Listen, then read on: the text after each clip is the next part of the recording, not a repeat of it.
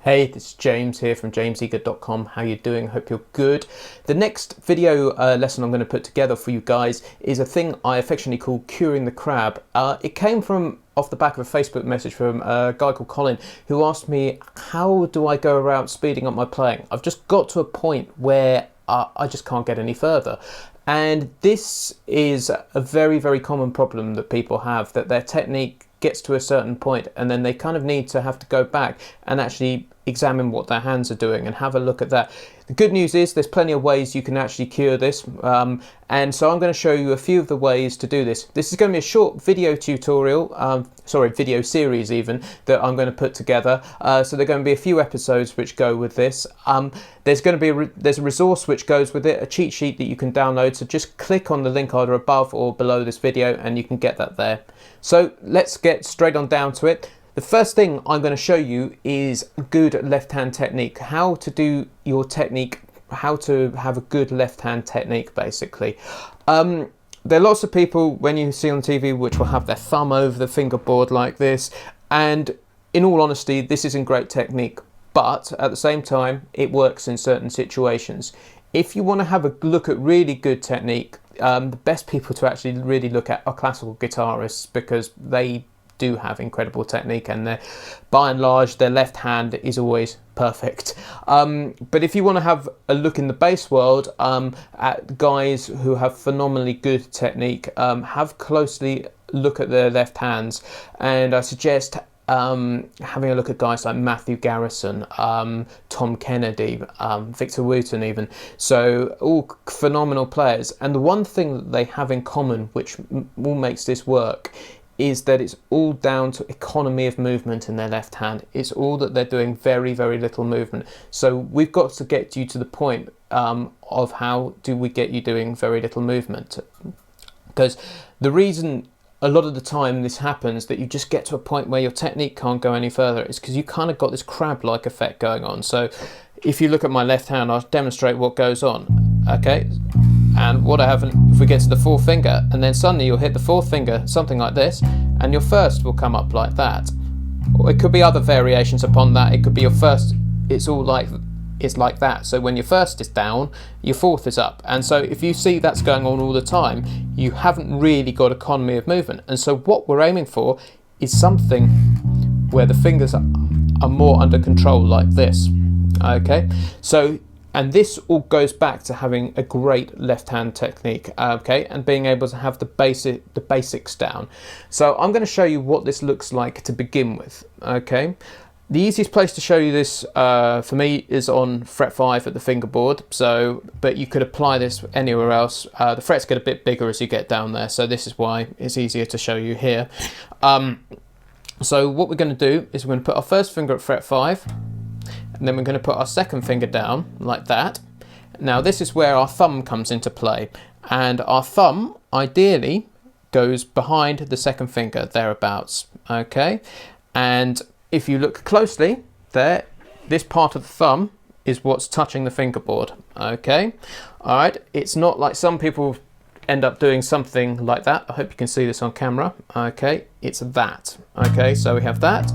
Then ideally the fingers then just spread out like so. Okay, and so we want to end up with 1, 2, 3, 4.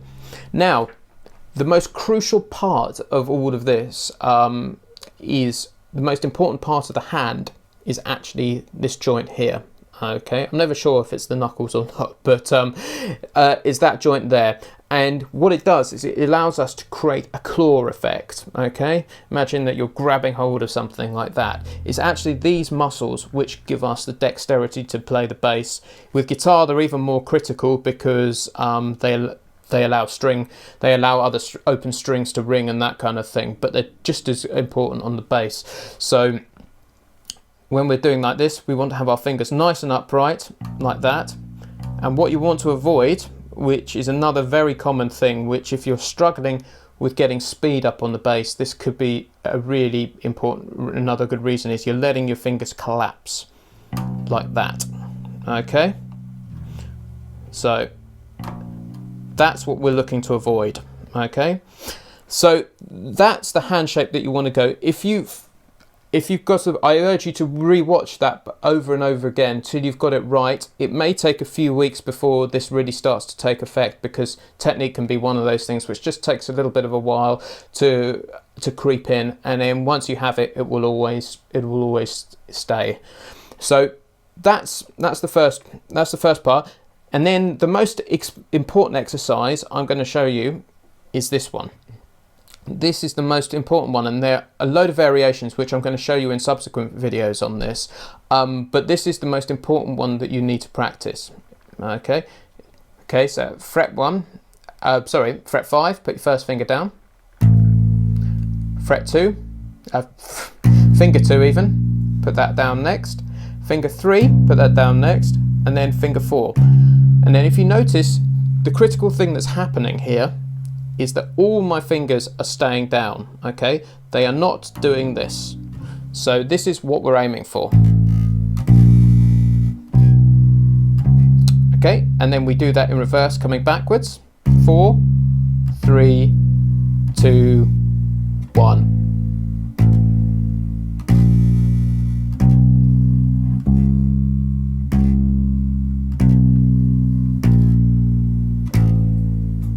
Okay, and we just want to practice it like that for the moment, just on one string.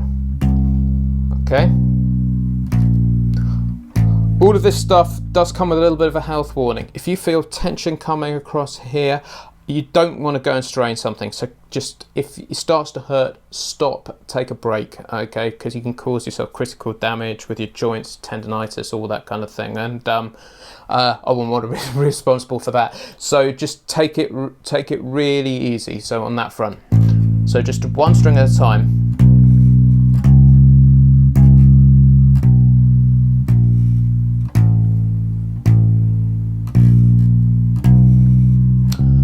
And once you feel comfortable with that, I'm going to show you how to change over to the next string now. Okay, so what we want to be able to do is this.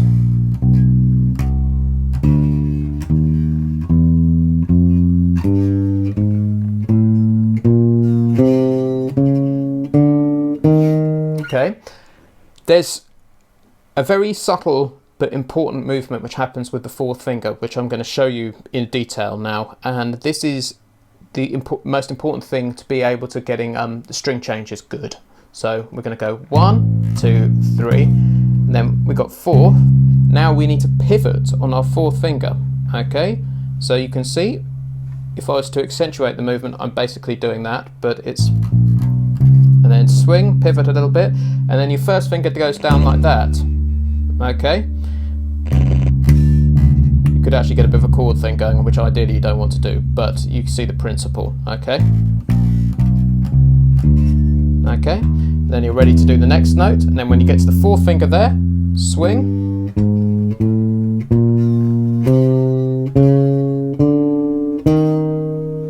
Okay, and this is what allows the notes to flow into each other. Otherwise, what you end up with is a bit of a, I'm accentuating, you end up with a bit of a break as you change strings. So this is what gets everything flowing really nicely. So just practice that movement to there. Okay. So take it nice and slowly.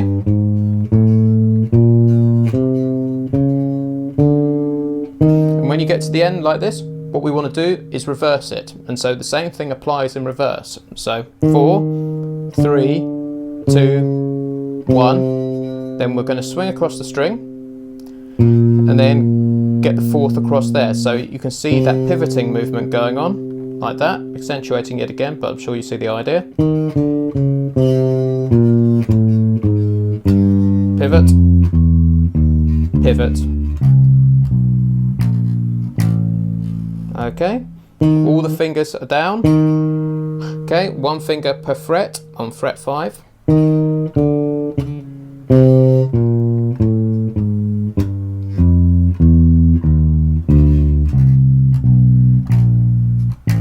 Okay, the next thing we want to practice, once we've got that down, is to try and put it to a metronome now. So we've got some reference to keep us in time. Okay, I've just got a metronome here. I've got it set at 70 BPM, but if you need it slower, start slower. Okay, but a really important thing is to start right from the word go, is to start getting this really in time. So I'm going to start at 70. Hopefully you can hear the click.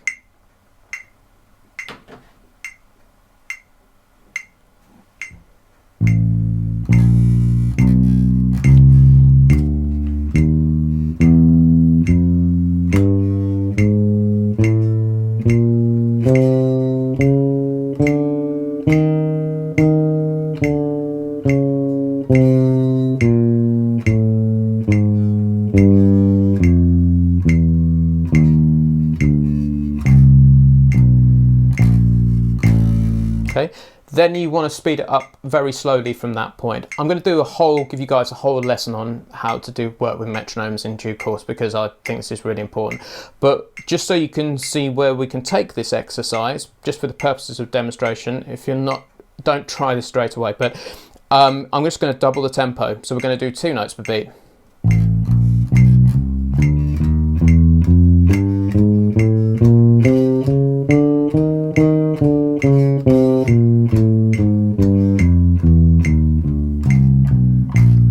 Okay, and then you can take it in time, okay, and I do stress in time here, up to 4 notes a beat too.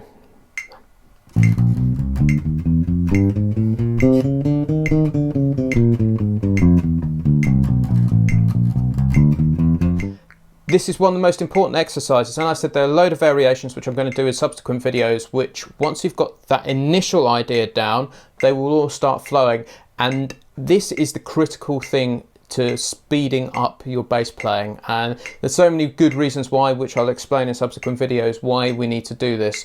But just get stuck into that one. Please do comment on the video below. I would love to hear your thoughts. Any questions?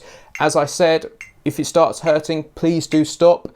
There is a cheat sheet available for the whole of these series as well, so please do check that out. The link's either above this video or below it. If you enjoyed the video, please like and share. Once again, I'm going to stop the video. I'm going to stop the metronome. Once again, I'm James from JamesEager.com. Any questions, do shout.